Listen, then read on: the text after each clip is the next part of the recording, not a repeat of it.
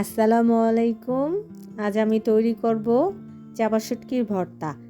এই ভর্তাটির জন্য আমার লাগবে পরিমাণ মতন চাপা শুটকি। এগুলো আমি ভালো করে পরিষ্কার করে ধুয়ে নিয়েছি। আর লাগবে পরিমাণ মতন রসুন, এখানে আমি একটু বেশি দিয়েছি। আর লাগছে আমার 2 রকমের মরিচ।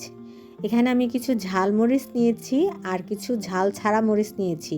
এই 2টা মরিচ মিশ্রণ করে আমি এই ভর্তাটি তৈরি করব। প্রথমে একটি প্যানে আমি গরম হওয়া পর্যন্ত অপেক্ষা করব। এরপর চাপা শুটকিগুলো দিয়ে দিব। চাপা শুটকির সাথে আমি রসুনটাও টেলে নিব।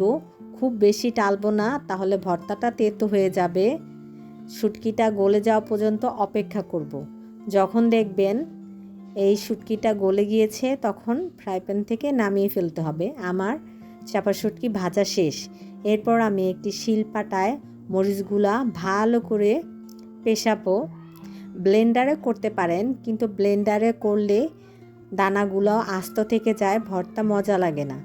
এরপর যেগুলো আমি টেলেছিলাম সেই শুটকি আর রসুনগুলো আমি একসাথে দিয়ে পাটায় বাটবো।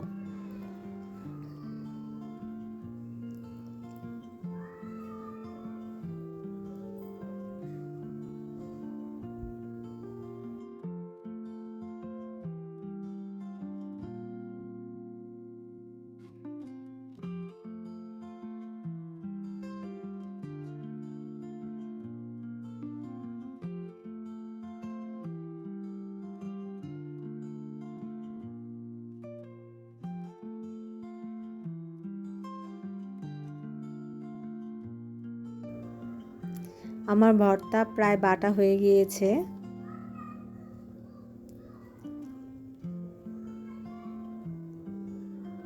এরপর আমি এখানে কিছু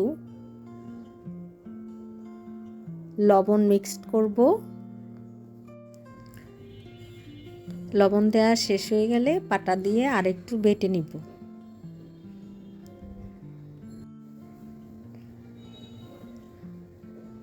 আমার প্রায় ভর্তা তৈরি হয়ে গেছে। এখন একটু ভর্তার সাথে ধনিয়া পাতা মিক্সড করব।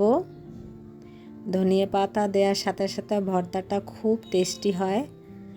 ধনিয়া পাতা দিয়ে হালকা করে একটু বেটে নিব। আমার প্রায় বাটা শেষ। বাসায় তৈরি করে গরম ভাতের সাথে খেয়ে দেখবেন কেমন হয়েছে। আর অবশ্যই আমাকে কমেন্ট বক্সে জানাবেন। আর নতুন নতুন ভিডিও পাওয়ার জন্য আমাকে অবশ্যই সাবস্ক্রাইব করবেন। আমার বাটা প্রায় শেষ, এখন আমি পরিবেশন করব। আল্লাহ হাফেজ, ভালো থাকবেন সবাই।